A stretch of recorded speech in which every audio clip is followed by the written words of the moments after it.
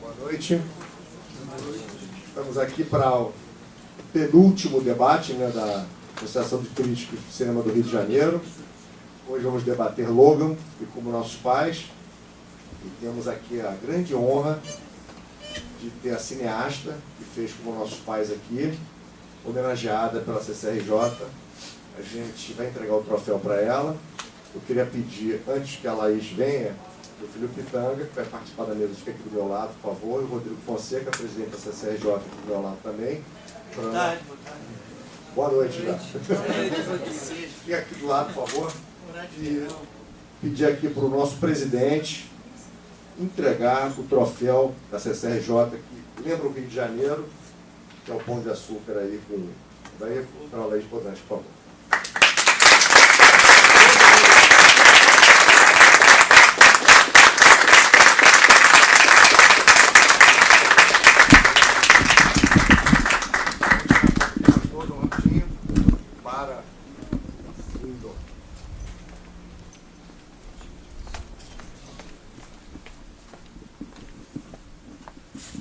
Laís, coloca só o troféu mais pro seu... Mais aqui, Isso, tá? É meu, né? Dirija. É? Isso.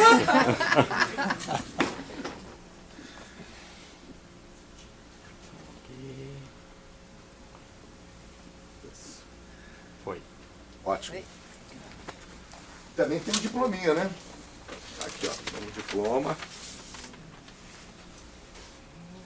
Muito obrigada. Nada.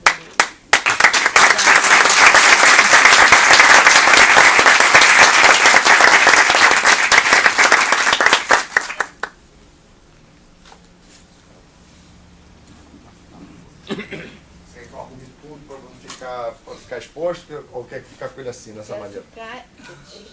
Então tá bom. Tem esse saquinho bonitinho para ficar dentro. Vamos deixar ele... Parece um plástico bolha. Então sente, por favor, aí nos seus lugares. O Rodrigo Fonseca aqui, Laís aqui no meio. Esse não tem nome, sou eu. Cadê o... Zeca no meio.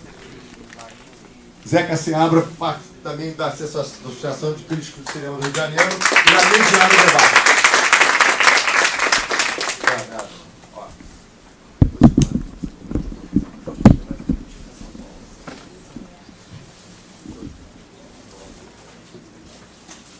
Desejar a todos para vocês aí um ótimo debate. O público, ó, depois aproveite que a Anaís está aí, vai perguntar tudo para ela. O Breno vai ficar no comando agora.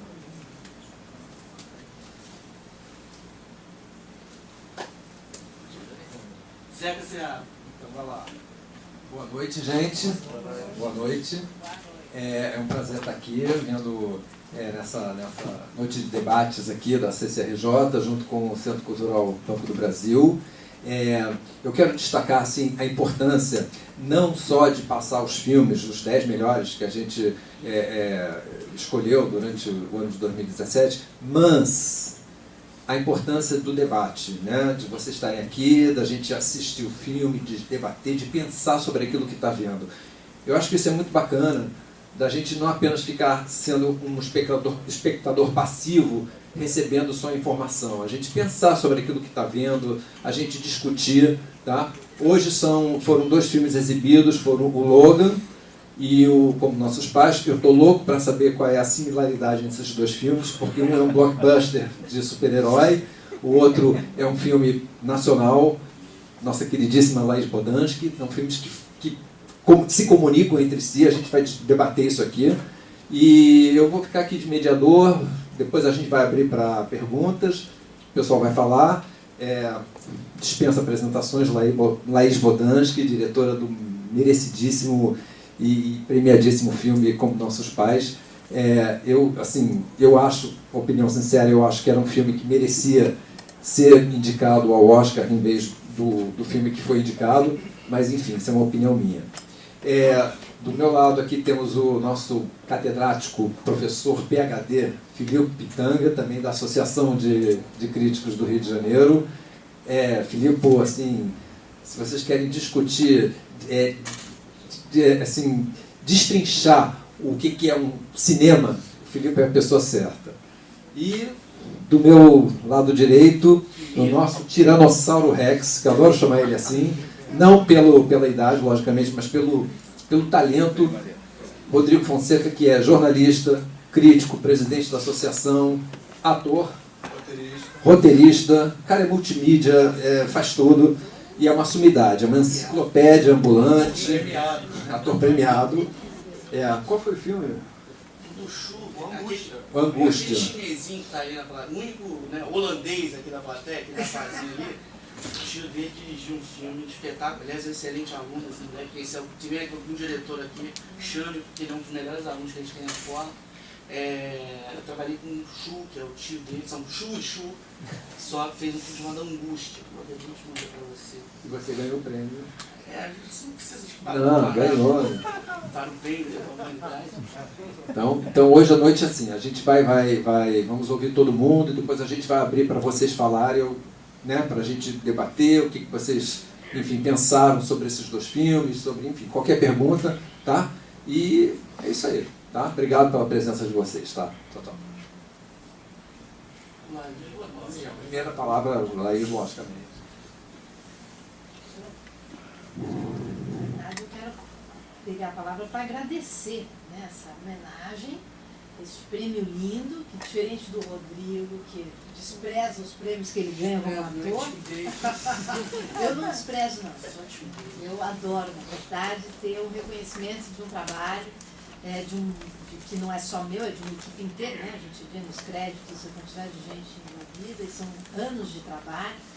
Então, quando a gente chega nesse momento em que críticos de cinema param para pensar quais foram os melhores filmes do ano, isso filmes brasileiros, filmes estrangeiros, tudo, e escolhem espontaneamente, como nossos pais, para fazer parte de um desses 10 filmes, é um grande reconhecimento. Assim, quando a gente faz um filme, a gente faz o possível para não ficar pensando nessas coisas, porque atrapalha.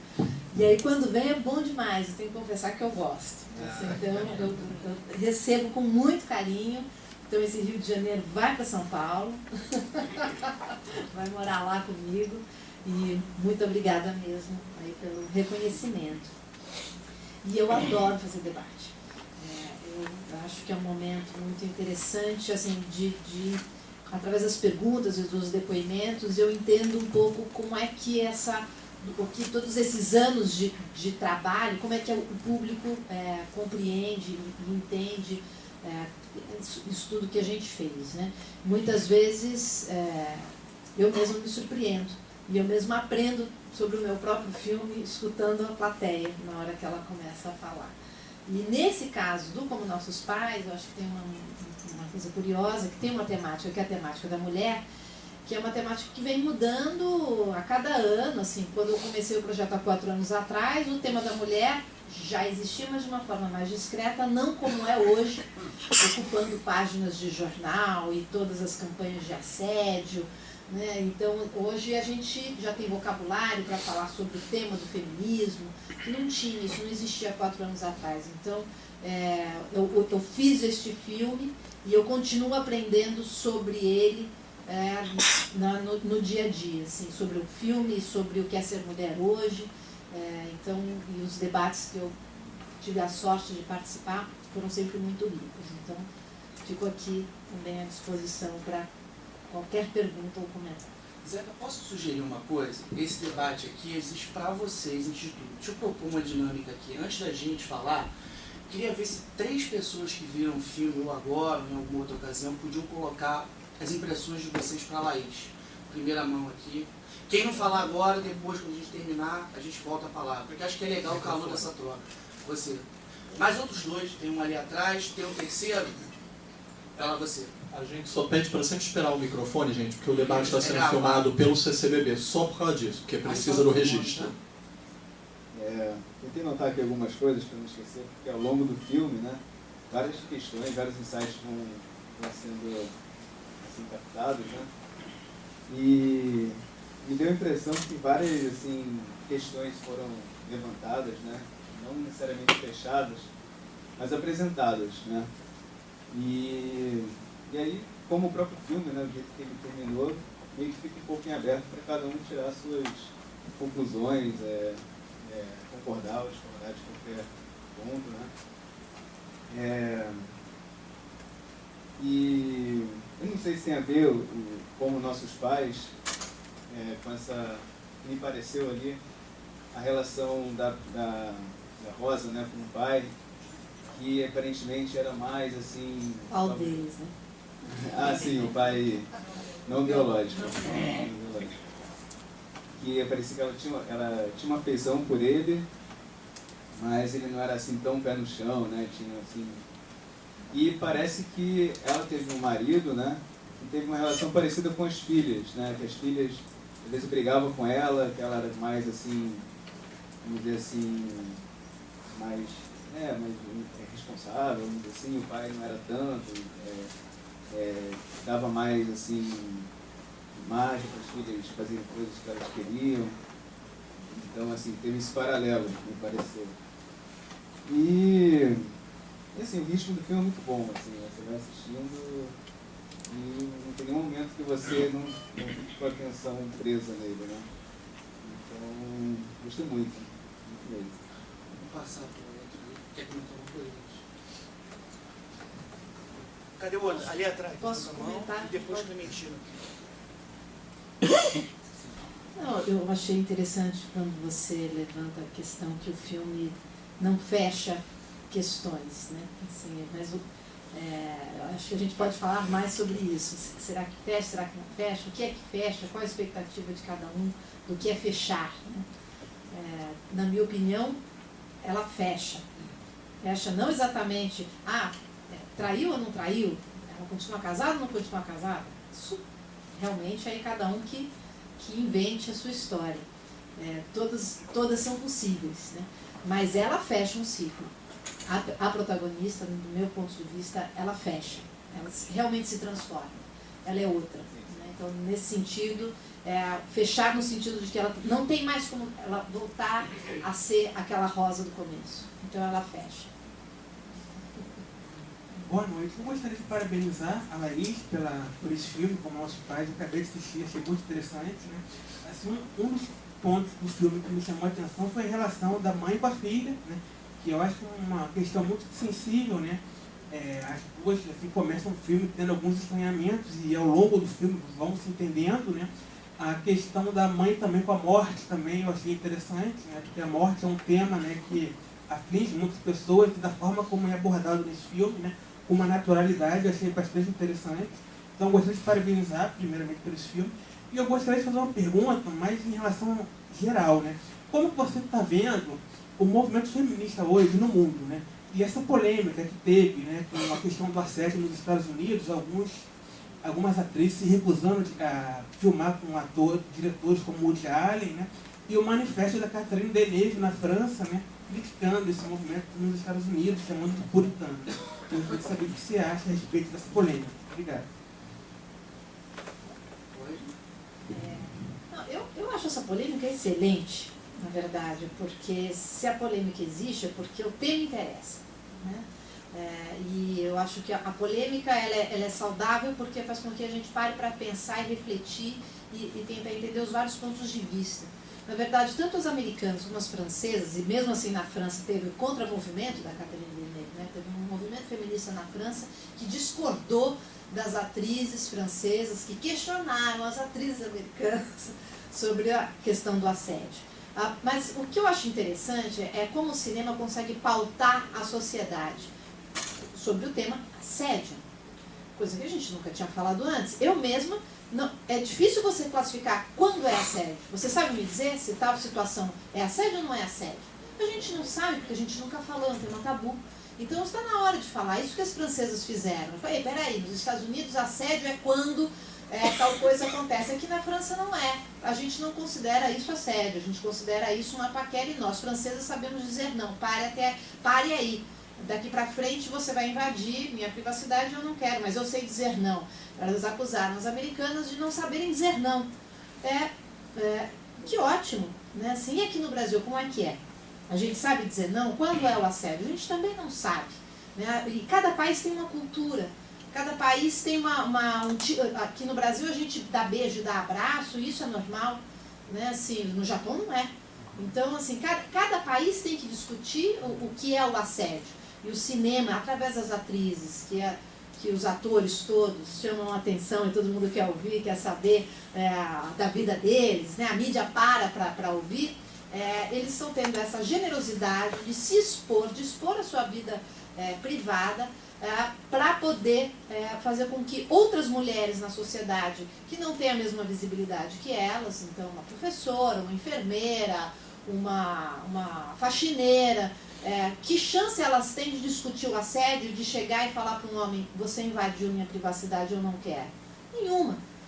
Mas na hora que elas escutam uma atriz importante, que ela admira, da tela de cinema, falando: olha, eu sofri assédio e por isso eu não vou trabalhar mais com fulano, ela percebe, a faxineira fala: puxa, então eu também posso dizer não e posso falar: não quero mais trabalhar com fulano. Então, isso é que é o tal do empoderamento da mulher. Então, eu acho que toda essa temática ela é saudável e o movimento feminista americano sempre foi, como o Rio São Paulo, né? Sempre teve uma questão com o movimento feminista francês, elas sempre se estranharam desde os anos 60, isso é normal e eu acho que só é saudável. Bom, boa noite. Primeiro agradecer a eles pela agradável experiência de assistir seu filme hoje, com a cabeça fervilhando para casa. E é muito importante isso acontecer, assim, uma temática dessa abordagem de forma tão suave, num momento como esse. Você falou no início sobre quanto tempo se leva para fazer um filme, como esse filme, você começa pensando no projeto e de repente ao longo do desenvolvimento o mundo corre, as realidades mudam, as tecnologias mudam e tudo isso vai intervir de alguma forma até o projeto ser acabado e às vezes ele vai sendo pensado de acordo com esse progresso, inclusive da temática. Então, quando a gente chega assim, por exemplo, no momento desse que estamos premiando os melhores do ano passado, e esse filme, vemos ele, acredito que seja o único filme dirigido por mulher presente na programação do elenco, né, desses melhores filmes do ano. Isso bate com todo o diagnóstico que é como, descobrimos que não há mulheres dirigindo no cinema, não há mulheres negras dirigindo no cinema, não, que novidade. É um retrato muito triste de toda uma sociedade que tenta não enxergar uma série de coisas. E eu fiquei muito feliz de ver muitas dessas coisas apresentadas de forma suave no seu filme.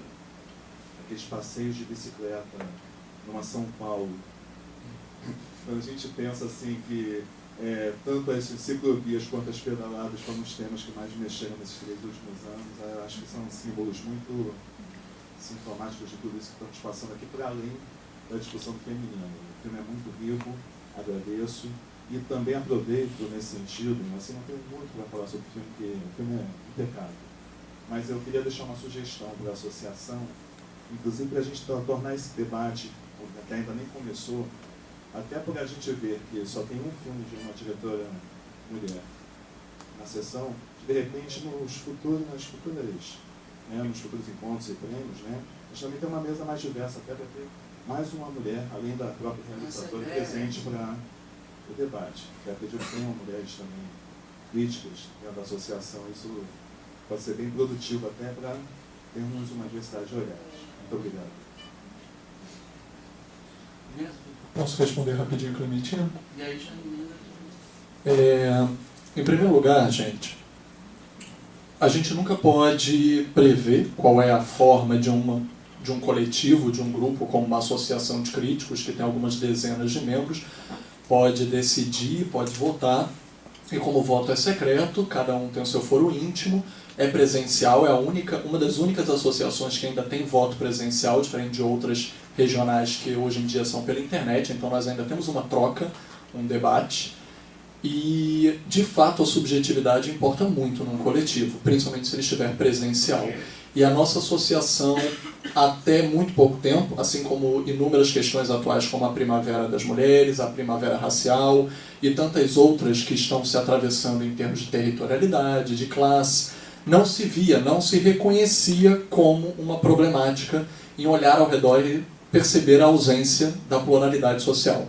Nós estamos cada vez mais atentos a isso. Como foi dito no início, quando nos apresentaram na mesa, o Rodrigo é o nosso novo presidente da associação, que está tentando tomar novas medidas perante, né, a associação para se ter mais inclusão, mas é realmente um sinal dos tempos, como a carta, por exemplo, que Laís falou muito bem. Antes ninguém falava.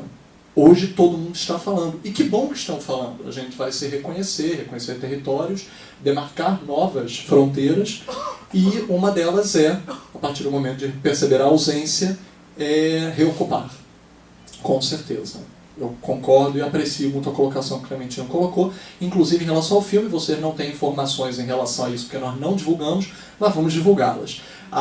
O filme que eu tinha certeza que entraria no top 10 desde o princípio, por exemplo, Tony Erdmann, dirigido pela Maren Ade, que ganhou 1 zilhão de prêmios no ano passado, inclusive quase ganhou o Oscar de filme estrangeiro, mas ganhou quase todos os outros de filme estrangeiro, e ele acabou perdendo para O Apartamento. E eu considero um dos melhores filmes do ano passado, dirigido por mulher. Foi uma unanimidade no ano e não entrou por acaso, mas ele ficou assim, tipo, empatado em 11º e 12º. 2 filmes nessa colocação e acabaram não entrando. Às vezes acontece isso, não foi o único, mas foi 1, 2 e acontece, infelizmente. Outra estatística que eu gostaria de apontar, que, por exemplo, esse ano foi também uma variedade, não costuma acontecer, é nós termos não 1, mas 3 cineastas negros no top 10 desse ano. Isso não costuma acontecer também. Nós temos Corra, nós temos Moonlight, nós temos Eu Não Sou Seu Negro.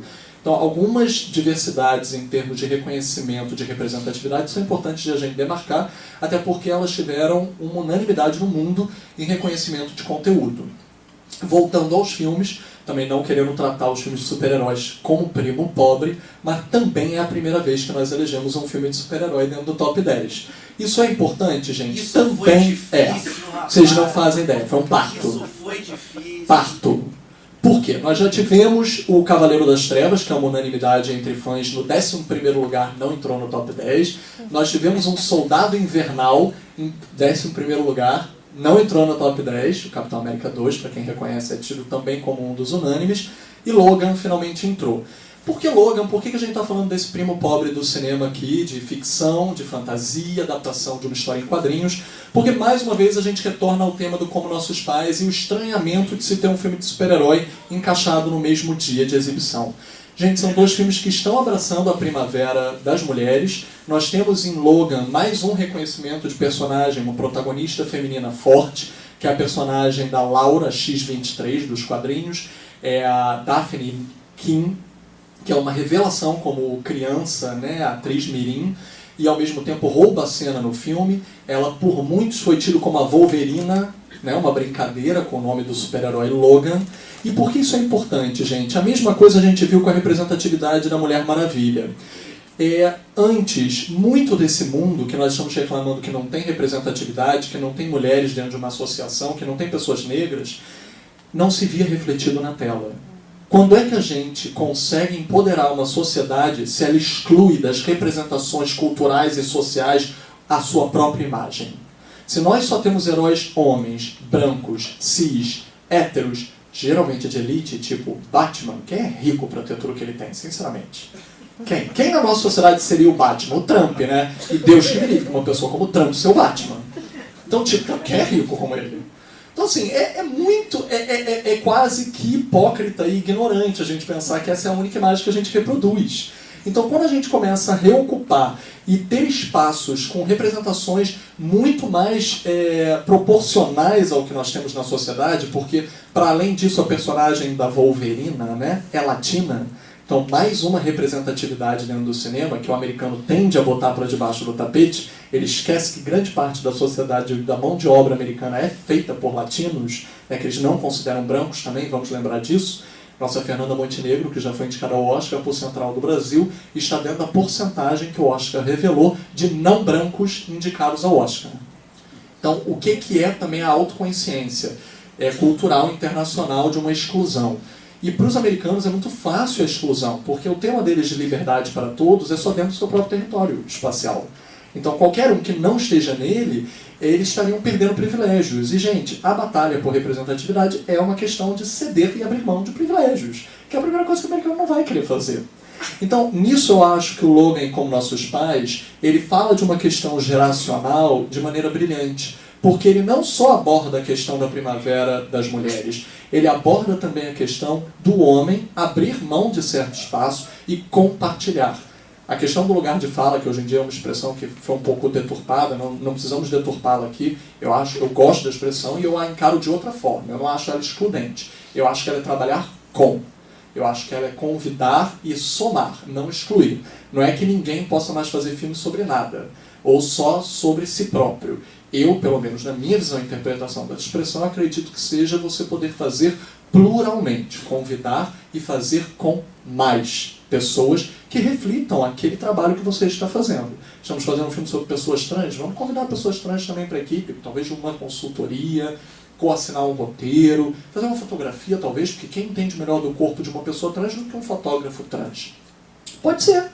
Não está dizendo que só pode ser esse profissional, mas pode ser também. Então, esses dois filmes eles representam muito bem isso, porque esse momento que nós estamos vivendo, e a própria Laís, na filmografia dela, tem um crescimento exponencial do próprio reconhecimento de si, né, de cidadã, com reconhecimento político também de ser cidadã, e cada vez mais exigir mais em seus filmes nessa imagem proporcional da nossa sociedade, em que desde o primeiro trabalho dela, eu não sei se vocês viram, se não viram, procurem no YouTube, que é o curta Cartão Vermelho. Nós tivemos a oportunidade maravilhosa de ter uma masterclass da Laís no 50º Festival de Brasília. Eu pessoalmente transcrevi essa masterclass, eu indico a todos. Está no site Almanac Virtual, é só botar Laís Bodansky, Aula Magna ou Masterclass, Almanac Virtual no Google que vocês encontram. E a Laís reflete sobre a evolução da filmografia dela e como foi uma conquista desse espaço. Desde Cartão Vermelho, ela já fazia um filme feminista, ela já fazia sem se pensar necessariamente feminista. Porque muitos que viam o filme reconheciam já uma declaração de linguagem em que elas pudessem se identificar da mesma forma que nós acabamos de falar sobre a super-heroína. O que era o Cartão Vermelho? Era uma menina jogando com os meninos em pé de igual, mas ela sempre ganhava deles, porque ela tinha uma vantagem, ela chutava o saco deles. Já, imperdível, eu ouvi um riso, pensei, vejam no YouTube, que depois dessa. E ela percebe que ela tem uma vantagem ao chutar o saco deles, que ela não possui desvantagem. Esta questão, para ela, é a mesma questão de nós vermos uma Laura, ou Wolverina, no filme Logan. Nós podemos ver uma menina lutar de igual para igual dentro de um campo de futebol e ainda mais se perceber vantajosa porque ela tem diferenças e essas diferenças também a tornam igual dentro de um campo de jogo. Respeitar as diferenças é que tornam as pessoas paritárias, iguais, na mesma proporção. É a mesma questão da Laura como X-23, né, Wolverina no filme do Logan. No momento em que ele passa a tocha adiante para aqueles mutantes, para as crianças que dominam o final do filme, ele está incluindo toda aquela diversidade no imaginário de quem antes só tinha aquele homem branco, cis, hétero, como única referência. Para mim é muito importante, é o meu herói favorito, eu leio Wolverine na minha vida inteira. Quem tiver aqui, se for fã de quadrinhos, eu poderia referenciar 1000 sagas que o filme aborda ou brinca. O filme se passou em 2029 para trocar miúdos, porque o criador não queria cruzar referência com absolutamente nenhuma das sagas dos X-Men, que é o grupo de mutantes ao qual o personagem pertence. Por quê? Porque trafega muito em viagem temporal. Então ele não queria mexer com linha cronológica das histórias. Então ele bota lá na frente a história para não misturar com nenhum outro filme ou nenhuma outra interpretação. Ao fazer isso, gente, eu posso estar falando de quadrinhos, eu posso estar falando... Ele conseguiu criar um filme que consegue ser interpretado, visto, inclusive por vocês, creio, e retorno a pergunta a vocês para me fazerem de volta, se vocês entenderam o filme isoladamente. Se alguém aqui nunca havia visto nada sobre, nem o personagem anteriormente que o Hugh Jackman já interpretou em outros filmes, e conseguiu entender o filme como um todo. Ele conseguiu ser inteligível do início ao fim. E parte disso é porque o cineasta teve a sacada de botar o personagem num futuro distópico. Ao mesmo tempo, também é cinema de gênero, gente, porque ele se assume como um cinema de faroeste, ele assume inclusive a autorreferência dentro do próprio filme, com a cena do Alan Ladd, do filme Os Brutos Também Amam. Quem não viu, Veja, é referência, é maravilhoso o filme e fala sobre a mudança dos tempos, fala sobre uma questão política de reocupação, a questão clássica do maniqueísmo, do mal contra o bem, mas se o bem também mata, o bem também não se contamina, se o bem também não entra em guerra, quem é o bem, quem é o mal?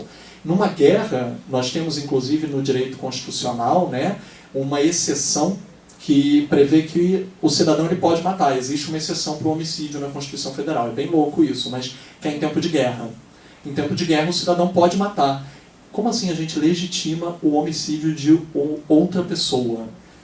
E é uma loucura, é um absurdo que nós somos obrigados a prever, porque a nossa moral não consegue, da mesma forma que a Laís falou sobre não abordarmos o assédio, é um assunto tabu, nós não abordamos essa dialética, essas tensões humanas que contrapõem os seres. Nós temos vergonha de falar, nós não falamos, nós não pronunciamos. O quanto os nossos heróis, os grandes heróis do cinema, estão muito mais próximos dos nossos grandes vilões do cinema do que a gente reconhece. Inclusive o próprio Logan, que não tem nada de heróico até metade do filme. Ele é o típico anti-herói do faroeste, que é aquele herói cansado, um herói que foi revisto, por exemplo, como por John Wayne em Bravura Indômita, também um faroeste clássico, onde ele finalmente ganhou o Oscar, e que ele é falho, ele é moralmente falho, ele só quer simplesmente saber de viver a vida descansando e deixa tudo pra lá, ele é um alcoólatra, ele não aguenta as dores do viver. O Logan também. O Logan está doente, ele está mal, e ele está passando uma crise que não faz dele nada heróico, mas ao mesmo tempo faz dele muito humano. E ao sermos humanos e reconhecermos nossas falhas, nós somos heróicos no nosso dia a dia.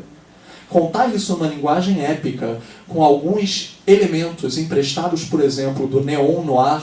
Néon-noir é uma técnica muito recente que nós vemos do noir ser reaproveitado desde a ficção científica, à fantasia, a um mistério detetivesco que pode apelar para elementos do fantástico. Né? Desde Blade Runner, na década de 80, existe uma evolução desse termo que só viria a ser mais cunhado depois. E nós temos em Logan um pouco disso, e transborda num faroeste clássico. Nós vemos algumas cenas também hoje, são mais reconhecidas por causa dos signos que Mad Max conseguiu difundir, também presente no top 10 da CCRJ 2 anos atrás.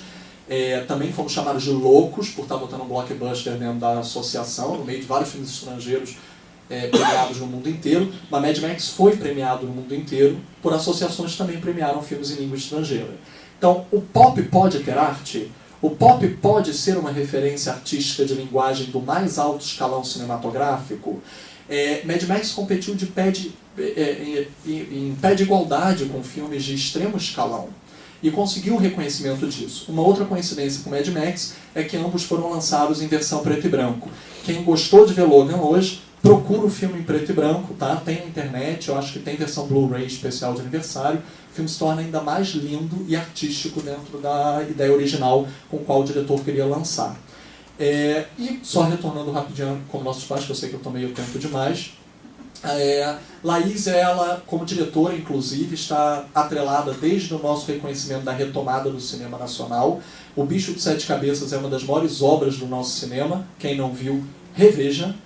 E o termo que ela consegue com esse filme, ao fazer a encenação do real com um hospital psiquiátrico, e que nós nos confundimos se estamos vendo um documentário ou não, muita gente chegou a alegar a questão ética para ela. Olha aí a questão ética de novo, daquela fronteira moral. Mas espera aí, Laís, você não sentiu antiética que é uma daqueles doentes mentais num hospital psiquiátrico? Não há doentes mentais em cena naquele filme. Obrigado por acreditarem que eles são. De tão bem que os artistas estão interpretando, uma câmera de fluxo que não protagoniza os personagens, uma câmera subjetiva que troca constantemente o ponto de vista entre os personagens, e a gente vê talvez um contraste com nossos pais, que predomina mais planos fixos, mas que eu, pelo menos em meu texto sobre o filme, chamei sobre os espaços que deixamos para trás. Nós muito pouco exploramos ou lembramos do extracampo que não está em cena. Nós tendemos a seguir o filme através da sua corporalidade. O personagem está em cena, você tem um contraplano com o personagem respondendo a fala que foi dita, está tudo muito dito, tudo é muito narrado hoje em dia. E esse filme não. Ele consegue lidar com o não dito, com o não corpo, com a imagem dos cenários, como aquele leite transbordando no fogão, como a bicicleta largada no meio da sala, como o diário que é posto em cima da mesa, porque depois ela vai poder ler aquele diário e ver o recado que a meia-irmã deixou para ela. E todos esses signos são esses espaços que nós deixamos para trás e depois nós podemos preenchê-los. E esta mulher, que ela não é singular, ela é múltipla, ela é uma quimera, ela é uma hidra de várias cabeças, que é hoje em dia o que é exigido de uma mulher: ser mãe, ser a chefe da família, trabalhar, sustentar a casa, cuidar dos pais, cuidar dos netos, cuidar dos sobrinhos. Quem ela não cuida hoje em dia? Cuidar do marido como um filho, que é o papel do Paulo Vilhena. E você tem essa mulher que ela pode ser falha também como Wolverine. Ela não precisa apelar para o alcoolismo, ela não precisa apelar para o lisérgico, mas ela também pode ser falha. Ela também tem um pai que para mim é o Wolverine do Como Nossos Pais, que é o Jorge Maltner, que também tem o seu status de dinossauro da nossa cultura maravilhosa que ele representa, que ao escalá-lo tem um leque de opções que ele representa ali dentro. E eu acho que com isso tudo, as camadas que o filme dá conseguem suplantar uma simples história e uma simples narrativa, inclusive política. Quando ela decide botar o corpo da Maria Ribeiro de frente para Brasília, de frente para aquele palácio, nós temos uma declaração política. Eu não quero aqui abordar quem seja de esquerda ou de direita, tá, gente? Ou quem foi a favor ou contra Lula, Dilma, etc. Mas nós temos que reconhecer. O Collor, ele não foi impeachmentado, ele renunciou antes do impeachment ser declarado. A única pessoa no Brasil que foi impeachmentada até hoje foi uma mulher. E desculpa, é muito significativo que a única pessoa que nós tenhamos derrubado do poder tenha sido a primeira presidente brasileira neste país. Isso significa muito. E para mim, ao menos, aquela imagem da Maria Ribeiro de frente para aquele palácio, para mim, é ela reocupando o corpo da mulher num congresso em que ele quase não existe. É ela reocupando aquele pai negligente que abandonou seus filhos, que nem a nossa política fez. Então, para mim, ela não precisou declarar que o filme era político, ela simplesmente tornou o filme humano. E ao ser humano, ele é mais político do que ele jamais poderia alcançar.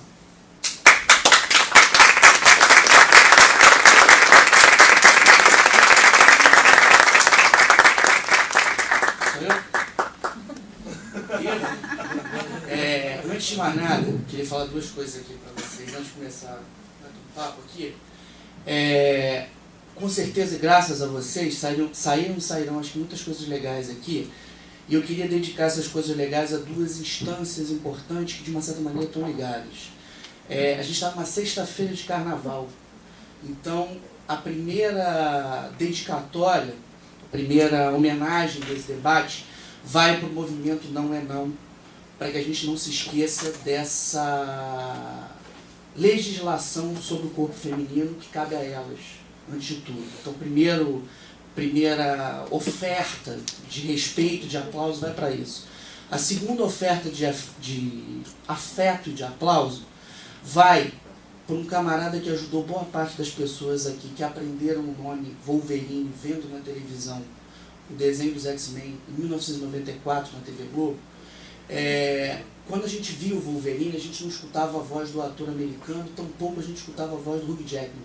A gente escutava a voz de um ator que interpretou o feitor Francisco na Escravizaura e grandes outros atores, chamado Isaac Bardavid. Eu queria o aplauso para as mulheres, a partir do Não é Não, e para o Isaac Bardavid, porque de uma certa maneira, tudo que a gente está falando aqui está tangenciando uma reflexão sobre formas e práticas de invisibilidade. De um lado, a invisibilidade institucionalizada durante séculos do lugar e da voz da mulher, e do outro, um outro extremo, que é um extremo da estética, mas que cruza o extremo da política, que é o lugar dos artistas que são invisibilizados como corpo, mas que são visíveis como voz, que são os dubladores, e que formaram cada um de nós que estamos nessa plateia. Porque cada uma das pessoas que estão aqui não tem idade suficiente para ter aprendido que, acho eu, talvez o Chu ali, para ter aprendido que é cinema antes da televisão. Então a gente deve a essas pessoas que alfabetizaram a gente. Então, antes de mais nada, esse aplauso.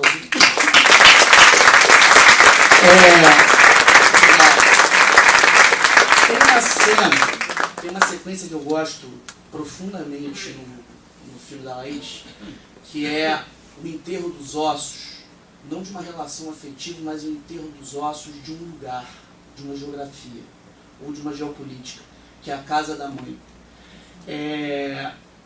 A primeira coisa que a gente vê nesse enterro dos ossos são livros sendo empacotados. Um desses livros pertence a um escritor chamado David Foster Wallace. A câmera, de uma maneira muito sábia e discreta, ela lambe esse livro, quase que deixando uma certeza de que Graça Infinita, que é essa literatura, faz parte daquela casa. O David Foster Wallace escreve em Graça Infinita uma frase que eu acho que diz muito sobre tudo que justifica a gente estar aqui hoje. O único antídoto possível para a desgraça em coletividade é a possibilidade de se escolher o nosso próprio passado. Legislar sobre o passado talvez não seja ser livre, mas com certeza é ser preso com um pouquinho de sabor e de prazer.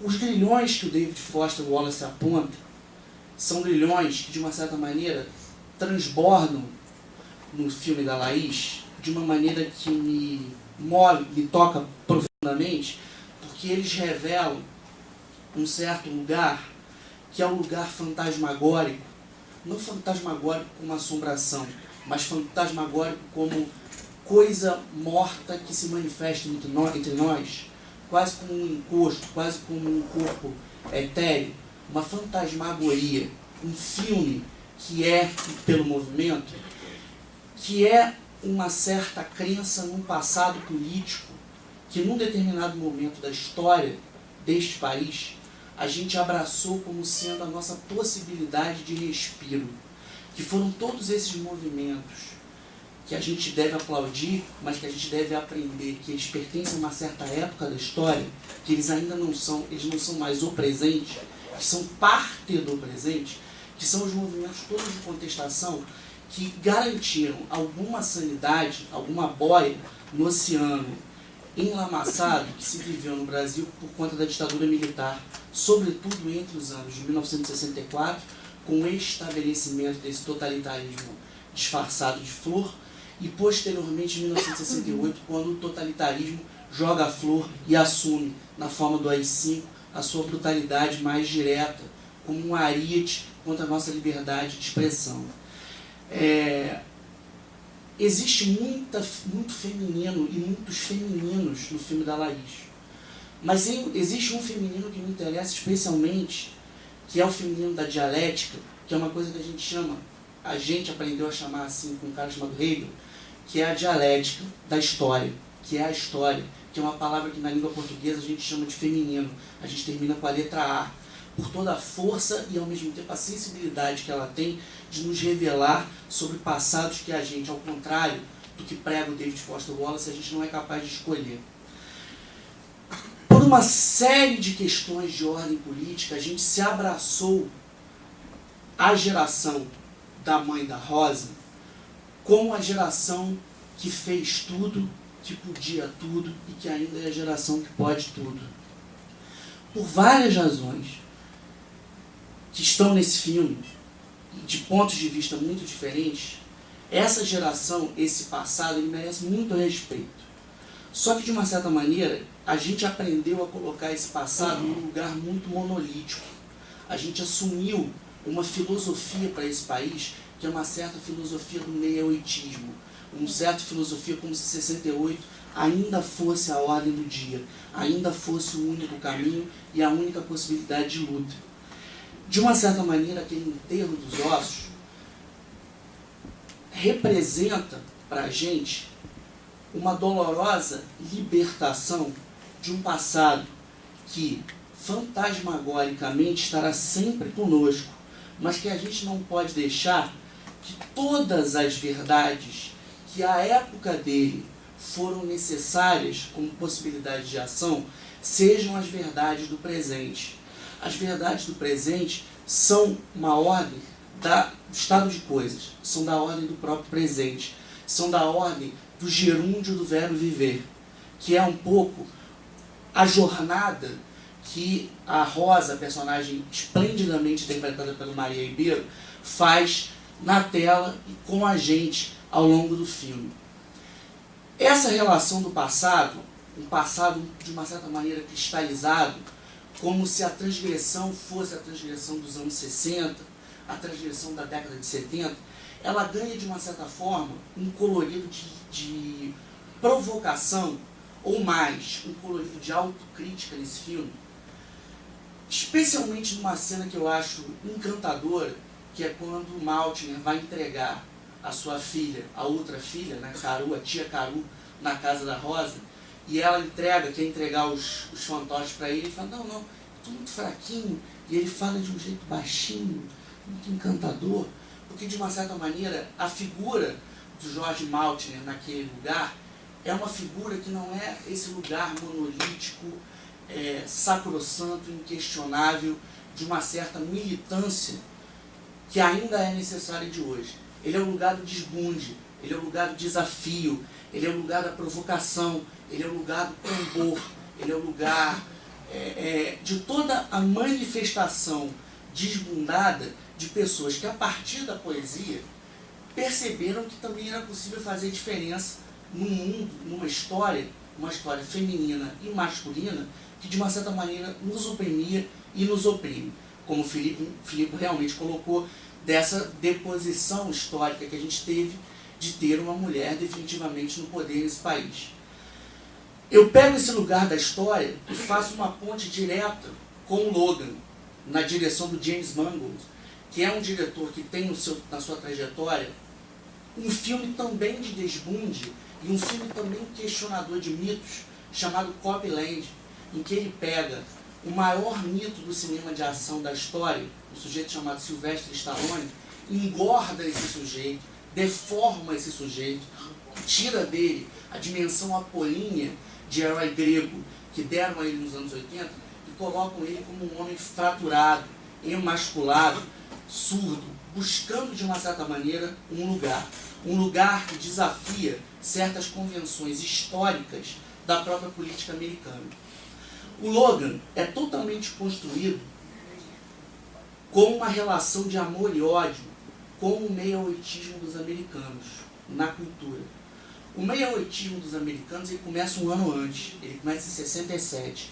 67 com 2 filmes, Bonnie e Clyde, Uma Rajada de Balas, e A Primeira Noite de um Homem, The Graduate, de um lado Arthur Penn, do outro Mike Nichols, de um lado Faye Dunaway, do outro Catherine Ross, de um lado Warren Beatty, do outro Dustin Hoffman.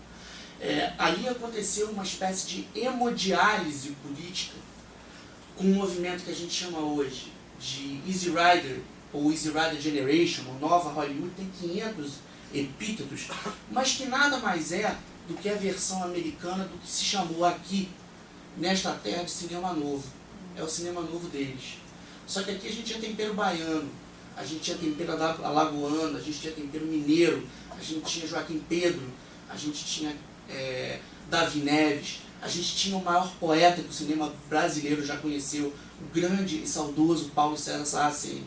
Lá, eles tinham uma direita extremamente conservadora, eles tinham um presidente que exultava odor de corrupção, que era o Nixon, de um lado, tinha uma figura de intervencionismo mundial, que era o Lyndon Johnson, tinham todas as formas de governanças pautadas pela castração, para criar uma história que é uma história imperial, para criar uma história que é uma história de dominação.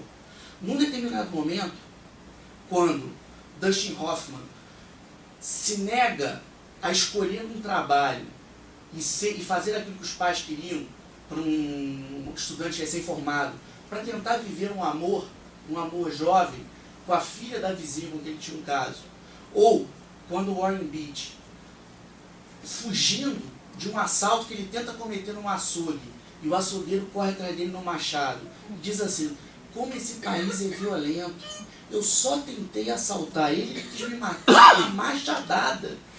Que gente maluca, essa gente do interior dos Estados Unidos.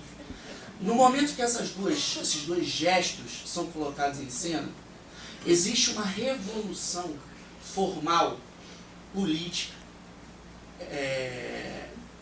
conceitual, na maneira não só de se fazer cinema nos Estados Unidos, mas na maneira de se entender os Estados Unidos como nação, que passou a perceber coisa que está na fala do Clementino, na fala do cara lá atrás, na tua colocação, que é a necessidade que aquela América doente, com um sarampo do conservadorismo político, só vai se renovar, só vai passar por alguma possibilidade de respiro quando ela incluir as diferenças.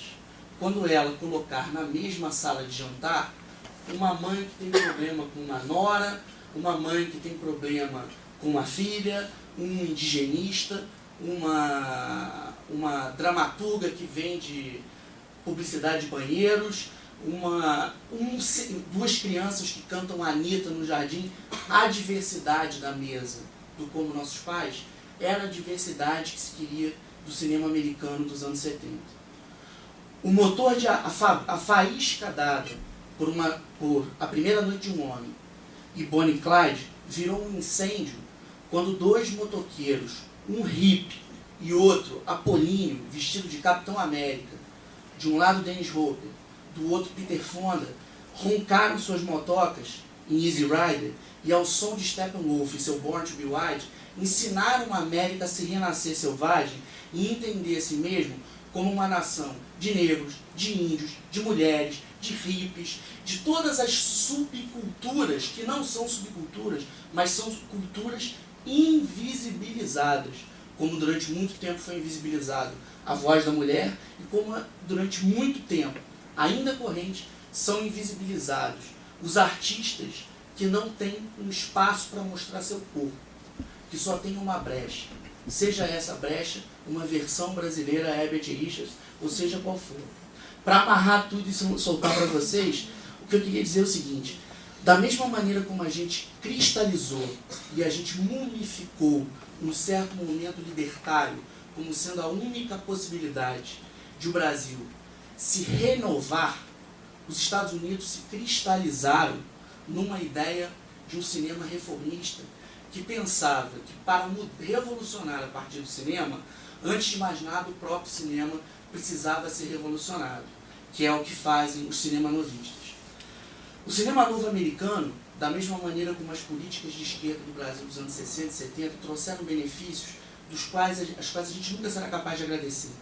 Eles fizeram a gente se repensar como sociedade. Eles fizeram, de uma certa maneira, a gente se ver politicamente e artisticamente. O problema é que o tempo é uma máquina de fazer monstros. E o tempo passa. E a gente, sem tirar o pé do freio da tradição, precisa enxergar que existe uma estrada de renovação. Logan é um herói que envelheceu. E, de uma certa maneira, ele tem o mesmo problema que uma jovem como a Rosa. Ele perdeu a capacidade de autorregeneração. O grande poder do Wolverine não são as garras nem o esqueleto de adamantio. É o poder de cura que ele tem. A cura cansa. A cura vira placebo. De uma certa maneira, a cura se torna banal. Da mesma maneira como os discursos políticos podem se banalizar se eles não forem repensados em relação às identidades do presente. Que a gente seja como nossos pais, mas que a gente não erre como nossos pais. Se a gente errar, que erremos melhor, que fracassemos melhor. Porque essa é a única possibilidade, de uma certa maneira, de a gente aproveitar o exemplo positivo, mas refazer os erros que a gente não quer mais. E que a gente tente pensar um cinema que seja respeitoso ao passado, mas que não seja dependente dele.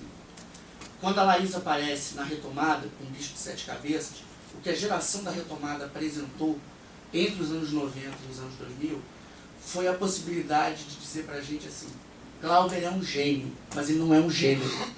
O cinema brasileiro tem muitos outros gêneros e muitos outros terrenos para correr. E é isso que a gente está tentando descobrir. Essa mostra existe para isso. E agora é hora de vocês falarem para a gente poder cristalizar essa conversa. Obrigado.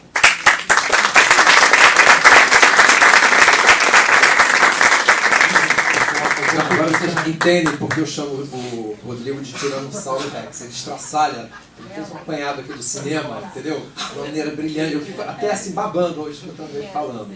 Né? Agora a gente vai abrir para vocês, para as perguntas. Só vou pedir para ser breve nas perguntas e colocações para a gente entender o máximo de pessoas aqui, porque a gente tem que entregar a sala aqui às 9. Breno, deixa eu só te falar uma coisa. Tem ele aqui, mas aquele rapaz já estava com o dedo desde antes, então esquece ele não. Vai com ele aqui e depois você. Não, vou levar para ele lá primeiro.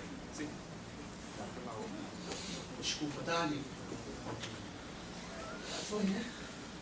Boa noite. Bem, depois de a Lisa ter falado tão bem, tão bonito, é até difícil de falar. Parabéns, Laís, pelo teu filme. Assim, acho que o filme tem tantas camadas, né? É uma obra de arte com tantas camadas que a gente ficaria aqui a noite toda falando. Né? Então, vou ser direto. Eu acho o elenco muito bem dirigido. Assim. Te achei uma excelente diretora de ator. Então, a pergunta, né, já que tem que ser rápida, é assim, como foi o processo de direção desses atores? Assim, porque eu acho assim, a direção de ator excelente. Assim. Parabéns. Obrigada. Quer fazer várias? Bom, também quero falar assim que as duas falas, uau, né?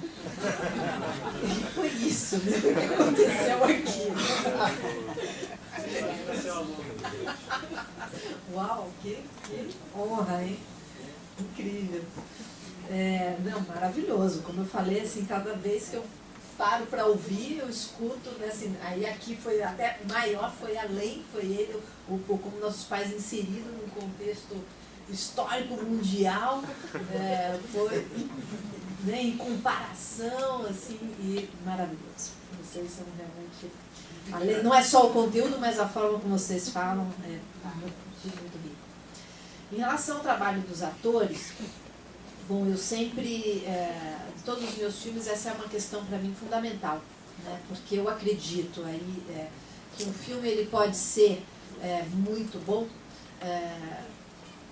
mas se você tem um filme, uma fotografia incrível, maravilhosa, deslumbrante, uma direção de arte também sensacional, mas um ator que foi lá e deu o seu texto, você sai do cinema falando, nossa, que fotografia incrível, assisti um filme muito bonito e tal, mas você, eu acho, você realmente não assistiu um filme. Agora, o contrário, assim, você tem um ator com uma interpretação maravilhosa, uma fotografia mais ou menos, uma direção de arte um pouco... você é capaz de sair da sala de cinema e falar, eu assisti um filme deslumbrante. Eu acho que o ator, ele carrega todo o imaginário do espectador, ele faz você acreditar em todo o resto. Se o ator está vivendo aquilo de verdade, sentindo, te convencendo, ele tem que te convencer, né, de que ele está vivendo aquilo mesmo, você acredita e você compra o pacote inteiro. O contrário, você não consegue comprar. Porque se o ator não está pleno ali, não basta uma fotografia incrível, não basta uma direção de arte incrível. Você reconhece a direção de arte, você reconhece a fotografia, mas você não reconhece o filme. Então, a minha grande preocupação sempre é o trabalho do ator, e o trabalho do ator começa quando você faz o casting, justamente, como é que você chega nesse ator para aquela personagem.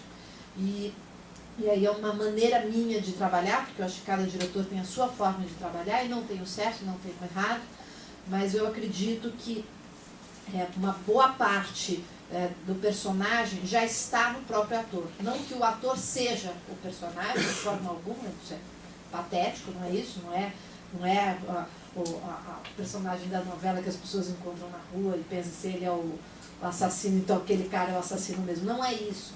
É uma coisa mais sutil. Eu acredito que o ator, se ele é generoso, ele pode emprestar muitas do que ele tem, que ele pode emprestar para aquela personagem, e a gente vai construir essa personagem juntos. Mas eu preciso de um ator que contribua e que coloque. Às vezes é só 10%, é só 20%, às vezes é 50%, às vezes é o Maltner, que quem conhece o Maltner sabe que o Maltner é o Maltner em cena, De tal forma que o Maltner estava preocupado. Laís, eu estou preocupado agora, porque a gente já mudou o filme, eu já entendi o que aconteceu, e as pessoas vão achar que eu não paguei a escola da minha filha. Porque de tão... E Laís, eu paguei a escola da minha filha. Eu não podia chamar o Maltner e falar: Maltner, decora essa frase. Eu chamei o Maltner porque ele é um representante de uma geração, justamente, que tem um pensamento único, um grande artista, multiartista, que foi generoso o suficiente para emprestar todo o seu pensamento filosófico para aquela personagem que representava a geração dele mesmo. Claro que aquele personagem não é o Maltner, mas é a geração do Maltner. Então, só ele é capaz de construir aquelas frases. Muitas das frases até eu já tinha no roteiro, mas a partir de ensaios livres que eu fiz com o próprio Maltner e que eu só ia anotando atrás lá. E aí, na hora da filmagem, lembrando: Maltner, lembra aquele tema? Coloca aí da sua forma. Então, ele trazia, claro, dentro de um plot pré-combinado. Mas então, o Maltner é um caso extremo, né? Mas essa é uma das formas como eu costumo trabalhar com os atores. Tinha um cara no Rio de Janeiro, que é um santo responsável por isso que a gente está vendo aqui, um cara chamado Cosme Alves Neto. Esse cara foi o diretor da Cinemateca do MAN durante muito tempo. Esse cara manteve a memória cinéfila do Rio de Janeiro Rio. E o Cosme, ele tinha uma frase que ele dizia o seguinte: qualquer filme tende a ser um documentário. Ele tira uma frase, essa frase dele vem do Godard. O Godard tem uma frase que diz assim: todo bom documentário tende à ficção, toda boa ficção tende ao documentário e todo bom filme tende a uma cidade aberta. Aí o Cosme pegou isso e falou assim: não, o Godard está errado. Todo filme é um documentário. Porque no fundo, quando um filme sai do seu lugar no tempo, ele vira um retrato de um tempo que já não é mais. E que graças ao cinema, esse tempo se renova como movimento, como a tal fantasmagoria que eu falei para vocês. O Zé Trindade, nos anos 50, ele era adorado pelas multidões e cuspido pela crítica. Hoje em dia você não consegue entender o modo de representação de vida no Rio de Janeiro dos anos 50 sem passar pelas comédias do Zé Trindade. Da mesma maneira como gostemos ou não, daqui a 20 anos, toda a sociologia que se reportar ao fenômeno principal da era Dilma e da era Lula, que foi a possibilidade da inclusão sociológica e subjetiva das classes C e D no Brasil, vão ter que passar pelos filmes do Leandro Hassum, por De Pernas pro Ar, por Se Eu Fosse Você, por todas essas neochanchadas que são um estudo desse comportamento popular. Só que o Cosme tinha uma frase, ele dizia o seguinte: todo filme tende a documentário, todo filme tende a um registro de época. Agora, se o filme for com o Jorge Maltner, ele tem um problema em si, porque o Jorge Maltner, em pessoa, é um documentário, só que é um documentário próprio para menores. Jogo rápido, antes da próxima pergunta, o Clemente até falou da falta de mulheres na mesa. Responde um pouco a essa última pergunta e faz a homenagem à Laís, que eu havia mencionado de surpresa. Uma pessoa mandou uma mensagem surpresa para ela. A atriz Gilda Nomati, que interpreta a esposa atual do Jorge Maltner no filme Como Nossos Pais, mandou uma pequena declaração rápida que eu vou botar em play agora pro WhatsApp. Participação de debate pro WhatsApp. A Laís Bodansky é uma mulher daquelas que dá um prazer tão grande falar mulher. É uma cineasta sensacional, é uma pessoa incrível. A experiência de estar num set com a Laís, o que ficou mais forte para mim foi a cumplicidade que ela conseguiu estabelecer comigo, e eu percebo o quanto ela consegue estabelecer de cumplicidade com toda a equipe, com todos os atores, desde o momento do teste. Me dá até uma emoção falar desse teste, porque quando eu entrei naquela sala, o coração já estava preparado para encontrar a Laís, mas não muito, porque não dá, né? Quando você vai encontrar um ídolo, o coração fica daquele jeito na garganta. E aí, mal sabia que ainda estava lá dentro o Maltner. E e a Maria Ribeiro e a Antônia. Foi uma coisa muito, muito forte, porque a Laís logo estabeleceu o que era a situação da cena, pediu para a gente levantar e improvisar. E claro, com o Maltner falando aquelas coisas brilhantes e geniais e sensacionais, a minha interferência, eu percebi na lateral, eu entendi que era deixa ele falar, claro, ele estava fazendo uma relação brilhante das escolas com enfim, são as relações do Maltner, são as maiores delícias do mundo. E aí eu entendia quando a Laís queria que eu fosse, quando ela queria que eu parasse, e aí foi me dando volteios de prazer com essa diretora que eu estava conseguindo estabelecer essa cumplicidade que é tão importante. E aí eu entendi que ela é essa mulher, que ela estabelece com tudo e vai muito fundo em tudo e sabe o que quer e consegue de cada um o que ela precisa e o que ela deseja, e talvez nem sei se ela sabe tudo exatamente, porque chegar em metáforas como aquele jardim depois da morte, aquilo me fez desaguar em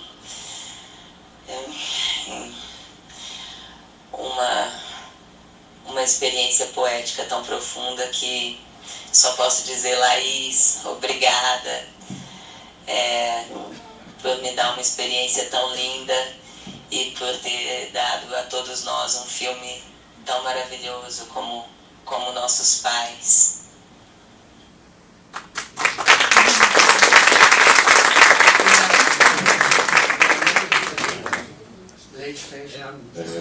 Muito obrigado pela criação que fez, né? Que se insere no momento que a gente está vivendo, né? Um momento conflituado, né?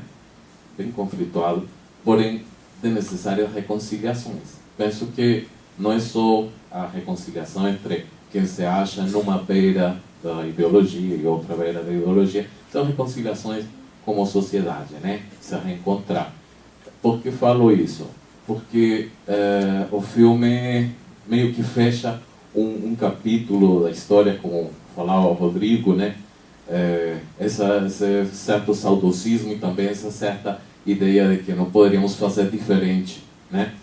De que não poderíamos fazer diferente, o que seria uma nova leitura da sociedade, que não fosse ou o meioitismo ou digamos, a leitura yuppie, a leitura digamos, dessa era Reagan, dessa era do neoliberalismo e tudo mais, né? Então, o filme mostra essa dualidade, né? Ela começa, a protagonista, a Rosa, começa sendo a negação total dos pais de um cantor espanhol, Ismael Serrano. Papá, conta-me outra vez. Papá, me conta de novo. Então, papá, me conta de novo como era aquilo de ter um guerrilheiro lá na Bolívia morrendo pela liberdade. Me conta como é que era aquela poesia das meninas de Paris de 68 e tudo mais. Mas me conta também o que vamos fazer com tudo isso, né? Me conta o que eu vou fazer com essa herança que me deixou, essas lembranças, essas perguntas, essas contradições, né? Então, como país, precisamos ainda responder essa questão. O que vamos fazer com o saudosismo da esquerda, certo saudosismo 68, né? Certo saudosismo dos movimentos de certa índole, né? Os movimentos, grupos particulares, né? E tudo mais.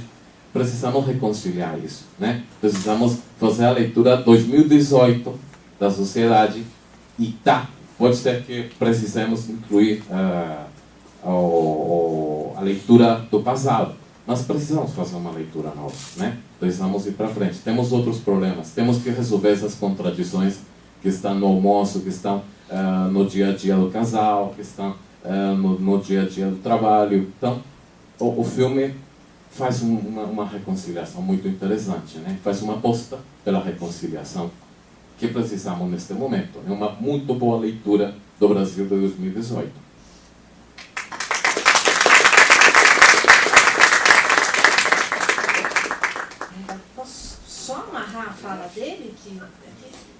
obrigada. Eu acho isso é sempre, né, na história da humanidade, essa releitura ela é necessária, as contradições elas existem para chegar num terceiro lugar, né, e é sempre assim, e assim caminha a humanidade. Mas eu acho que a gente está vivendo agora uma coisa muito especial na história inteira da humanidade. E que talvez daqui 50, 100 anos, que a gente vai olhar para esse momento da sociedade, a gente vai identificar como sendo o tal do turn point. Nós estamos vivendo um momento em que, de fato, agora a mulher entrou com voz ativa na sociedade. Na história inteira da humanidade, a mulher não participou, não era considerada cidadã. Né? Assim, eu faço sempre questão de lembrar, isso é importante para a gente ter essa consciência dessa fotografia no momento histórico que a gente está vivendo, porque na Grécia Antiga, quando a democracia surgiu, ela surgiu para que o cidadão tivesse voz e participasse e discutisse todos os temas da sociedade em pé de igualdade. Mas quem era considerado cidadão? Só os homens. As mulheres não. Elas não eram consideradas cidadãs.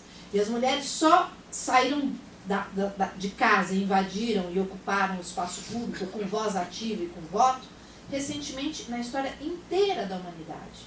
Então, aqui no Brasil, 1932, e agora que eu tive a oportunidade de viajar com um filme por aí, eu estive na Suíça, e a mulher começou a votar na Suíça em 1990. Oi? E digo mais, ainda muitas mulheres na própria Suíça falam assim, eu não sei porque a gente tem que votar. Na Suíça. Né? Então, acho que a grande diferença que a gente vai viver, que é o antes e depois, é a entrada da mulher na vida pública, em posições de liderança, em posições do poder público, né? E eu acho que a estrutura da família automaticamente ela vai ser obrigada a se transformar. Essa estrutura, como a gente conhece hoje, ela é muito arcaica, ela não combina mais com os novos tempos, com os novos pensamentos. Então, isso vai ser um efeito dominó de mudanças significativas, que já começou, na verdade, uma velocidade bem rápida. Era só isso que eu queria concluir. Como é que foi a recepção?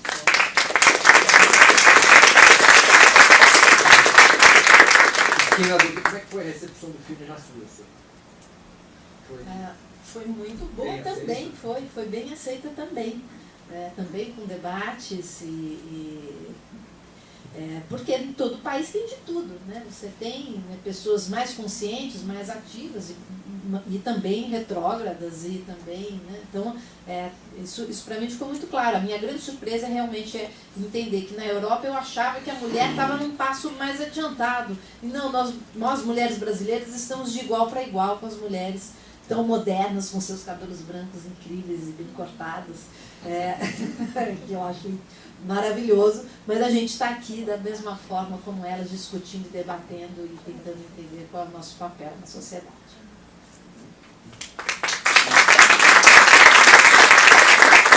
Gente, também queria agradecer o trabalho de nossas tradutoras de sinais aqui, a Cris e a Vanessa. Pessoal, infelizmente a gente tem que encerrar por causa do horário aqui do CCBB. Queria agradecer a presença de vocês, a presença da Laís, do Zeca, do Filipe, do Rodrigo, por terem proporcionado um dos debates mais interessantes e ricos aqui hoje. Entendeu? Amanhã tem Dunkirk e Blade Runner aqui. Lembrando para vocês que acompanham essa CRJ, que tem gente, aquele camarada de rosa ali atrás, o garoto que está do lado dele, filho dele, Lucas, veio aqui quando ele era assim, babava e falava, papai. Agora tá esse bitela aí, tá desde o primeiro debate, quando o Felipe estava citando o Cavaleiro das Trevas aqui. Como eu já sou um Tiranossauro Rex, eu já estou na associação já há muito tempo. Tipo, antes que eu entrei, pensar em colocar Brilho Eterno de Uma Mente Sem Lembrança, você já era espancado na associação. E eu que fazia esse papel de, não, vamos botar o Jim Carrey, vamos... Mercenários 2. Agora, Mercenários 2, por exemplo. Então, só lembrando que acompanha a gente da CCRJ, em março agora, dias 8, 9, 10 e 11, a gente faz a comemoração do centenário Bergman, começando com Persona, No dia 9 vai ter um debate casado, a CCRJ com a Sociedade Brasileira de Psicanálise do Rio de Janeiro. Por favor, se vocês puderem divulgar. No MAN. Tá? E, enfim, queria agradecer muito aqui em nome da CCRJ ao CCBB por acolher a gente uma vez mais, ter essa generosidade de acolher vocês com o melhor espaço possível, e agradecer ao Mário Abad, nosso secretário, que é, junto com o Breno, quem eu peço um aplauso, o organizador, que corre atrás da gente, que manda a gente falar, não fala muito não. Rô, deixa ele mostrar a camisa. Gente, nosso Zé Carioca está comemorando 75 anos esse ano. Mostra. 75 anos de Alô Amigo. De Zé Carioca, personagem brasileiro no estrangeiro, né, gente? Bom, pessoal, então amanhã tem Blade Runner 2049 às 14h30, às 17h30 Dunkirk, que foi eleito o melhor filme do ano pela CCRJ, e depois às 19h20 o debate com o Francisco Russo e o Mário Abad, que vai ser o último debate. Sei que vai ter bloco aqui no Arco do Teles, bloco aqui na Candelária, bloco na cidade inteira, mas quem puder vir, gente, por favor, tá? A gente vai estar... Tem metrô. Tem metrô, tem tudo. Seguro. É seguro, gente. Tá? Valeu, gente. Obrigado. E só no domingo também tem sessão, tá, gente? As últimas são Despertar dos Mortos, às 14h, Eu Não Sou Seu Negro, às 16h30, e no Intenso agora, às 18h30. Obrigado.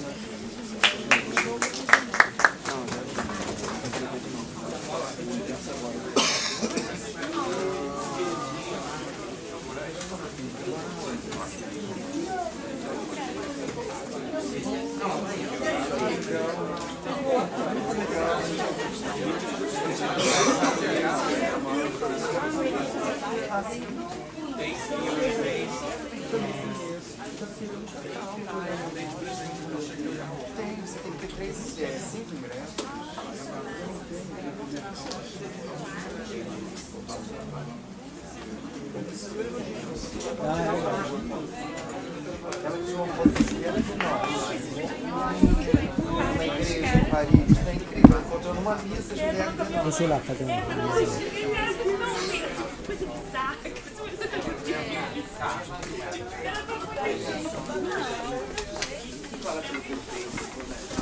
Obrigado.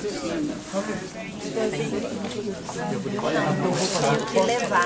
Eu posso fazer então, eu posso te mandar tudo. Eu te mando pra poder carregar pra gente. Tá? Pô, vou fazer assim. Tá bom, tá bom. Seu presente de aniversário, olha lá, Cochlear. No e-mail, esse é um e-mail dos que eu não tenho. Eu sei. Das 70. Eu sei. Eu decorei a sua coleção também para dar um que eu sabia que você não tinha. É fácil. Tá, eu tenho lá. Eu sei que eu tenho essa mesa bonitinha, só de outras mostras que eu fiz.